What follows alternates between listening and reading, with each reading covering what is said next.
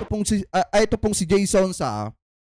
tutuluyan na mga kababayan ni General Torre dahil kung matatandaan ninyo, noong mga nakarang araw nag-post itong si Jason sa ng ka-fake newsan na ito daw pong si General Torre ay nakaratay sa ospital mga kababayan at isinugo daw po sa ospital. At may mga sinasabi pa nga sila mga kababayan na buhat daw nung hinuli etong si Kibulok nagkandamalas-malas na daw mga kababayan at nagkasakit na etong si General Torre. Ipinapakita po nila yung mga litrato di umano na inedit po nila na nakalagay daw na mukha ni General Torre na nakaratay po sa ospital. Nakalauna naman po ay pinabulaanan ni General Torre at sinasabi na isang malaking ka-fake newsan yung ipinapakalat nitong si Jason Sa. So ngayon, pakinggan po natin ito, nakita po nating balita galing po dito sa teleradyo na sinasabi po dito, PNP CIDG chief to file a cyber libel case versus